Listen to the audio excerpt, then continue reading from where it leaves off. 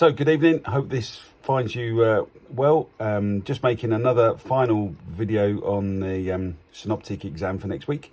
Just thought I'd do some hints and tips video. So obviously I've been speaking to all the other chef lecturers who have been working on the practices alongside myself, and we've picked up some hints and tips, and this is what we would like to obviously share with you. You'll notice that on the Padlet site I've sent you some other videos that I made last couple of weeks, and also this week there is a video on fish filleting, not made by myself, but it's by the River Cottage if you want to have a brush up on your fish filleting skills. And you also see on the same theme as fish that I've made a place Bercy video where we go through obviously the seasoning of the fish, the poaching of the fish, and how to make the sauce and glaze and stuff like that. So check them videos out.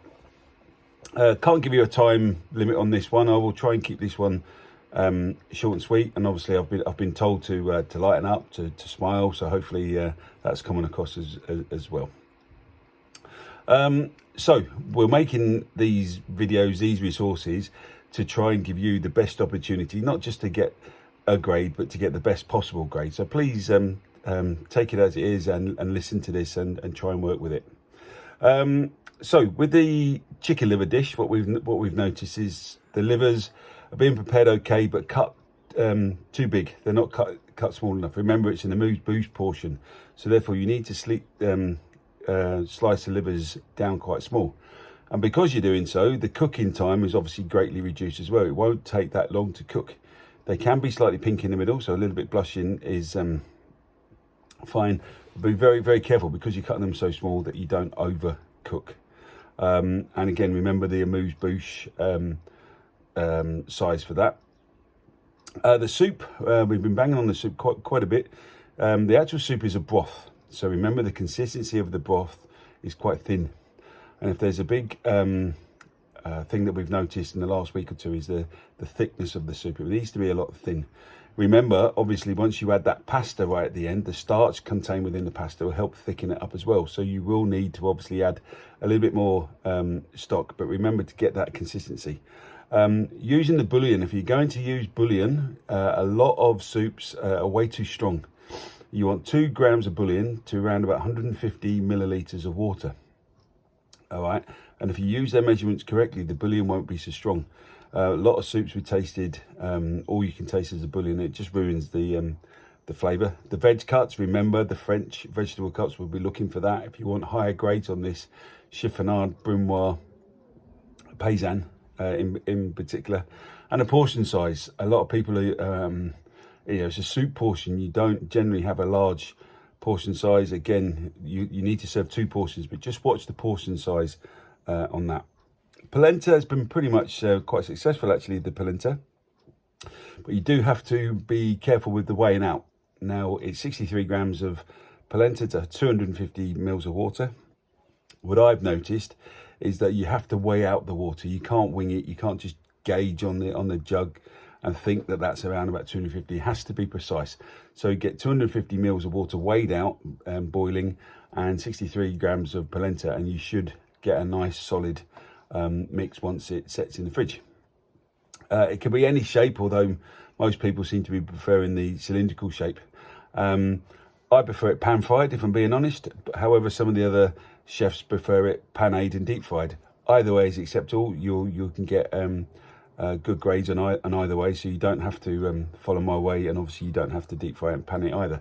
Whatever you think looks best, and remember that gets served with a sauce. But think when you're balancing the two together, make sure that the sauce balances out with the polenta. On to the fish. I'm not going to talk too much about the fish because I've made a separate video that goes along with obviously making the fish. One thing I just want to say that obviously it's 2 plates, so 2 fillets go on each plate, and make sure that you have a large fillet and a short fillet for each portion, so the portion size is identical. So you'll need 2 plates, 2 fillets on each plate, sitting on a little bed of wilted spinach. Make sure that you squeeze the spinach out to get as much liquid out as well, and a lemon element, whatever you consider to be an lemon element. I've said many a time I don't want to see the fish and chip wedge that you get. I want to see you come up with some creative. A top tip that I have noticed, when you finish poaching, whether you poach it in a saucepan or whether you poach it in a baking tray, either way is okay. Take that fillet out and try and get as much stock removed as possible. Try and dry that fillet out. When it goes onto the baking tray and you napa the sauce, if there's still seeping in stock, it will just spoil the plate. The pork, just watch the amount of salt you're putting on the crackling. Not a lot of care has been going on with the crackling. We've had some big sheets of crackling full of salt, and that just ruins the whole flavour. I like the straws that I've seen some people do, the fine straws. And remember that the salt will absorb into the fat, will absorb some of the moisture out. The more you keep adding, it will just stay there and it will become really, really salty. The slicing of the pork, you need a really sharp knife, preferably your serrated edge knife, but it wants to be really, really sharp. A lot of blunt knives will just tear the pork, and then once you've got a couple of slices, they will just look terrible. So you want a nice sharp knife. Take your time and get them slices as even as possible. We found a few of the chefs have said that they've noticed that the carrots, not much care is going into the carrots and the potatoes. You know, they're just kind of going in the oven and slightly overcooking and not much shape to them. So you need to put as much care into the carrots and the potatoes, just the same as the pork.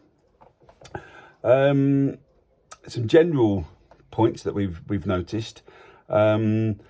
Seriousness. You know, how are you taking this as serious as possible? We've had the impression that not everybody is taking this as serious. JJ actually commented the other day that people are just turning up and hoping it's all going to fall into place.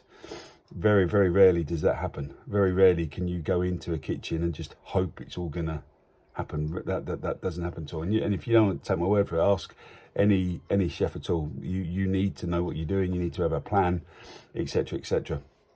Just walking into the kitchen with your Synoptic pack doesn't mean to say you've got a plan. We've given you some time plan notes. I did a time plan video last week. You've got Amanda, Elaine, Vicky, who will obviously help you with the time plan. They have done already. They're not there to do the time plan for you, but they will certainly help you if you need them. But you need some kind of a plan. You know, we've all been in exam situations, whether you sat down behind a desk or you've been in the kitchen, and suddenly you just get that brain freeze, don't you? You know what you got to do, but it just can't come out. If you've got a plan that you can refer to, little reminders, little jogs, hints, etc., it will make it so much smoother for you. Sequence of events. You know, we've said this all along. Why are we not putting jobs together? If you're going to cut half an onion up for the soup and you're going to cut half an onion up for the roast pork, why not do it at the same time? You know, everybody seems to be trying to rush this. If you look at the time plan notes that we've all been talking about, the first sort of half of the exam, first 2.5 hours, it should just be preparation. No cooking at all. The only cooking you need to do is obviously cook the stuffing, the onions for the stuffing. The polenta obviously needs to be cooked out. And maybe if you're doing the arrabbiata sauce, you know, get that cooked out. Everything else should be prep. We've all said, get yourself a blue chopping board, red chopping board, brown chopping board, get that set up and just prep away. I've noticed that straight away people are going straight into the first dish, second dish, and within sort of half an hour they've served 2 dishes already, but there's a mountain of prep left to do. So, you know, think about the sequences of tasks. It will save you a lot of time in the end of it.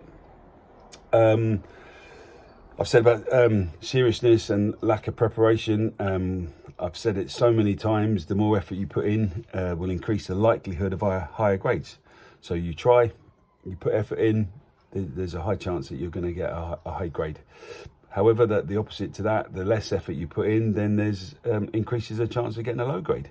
So if you don't put any effort in, don't be surprised if you're, you know, hitting around the pass grades. And people have failed this exam, and this is why we're taking this seriously. This is why we're doing this stuff, to try and obviously get you the best possible chance to get the highest grade possible.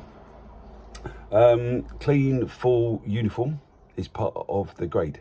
So turning up without clean full uniform, even if you've got uniform and it's not clean, you'll lose marks before you walk into the exam. If you turn up without a hat, you'll lose marks. So make sure well before the exam, you've got clean full uniform. If you haven't got it, then go and see Sophie or Sue and get that sorted out. But turning up without uniform, you will lose marks. And wouldn't that be a shame to just lose marks for not having clean uniform, you know?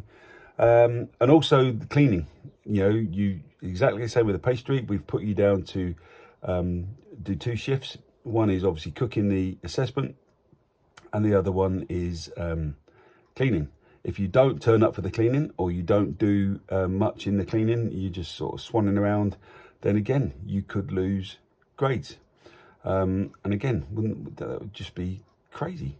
So let's turn up for both sessions, and let's put maximum effort into both sessions and get the highest possible grade that you can get.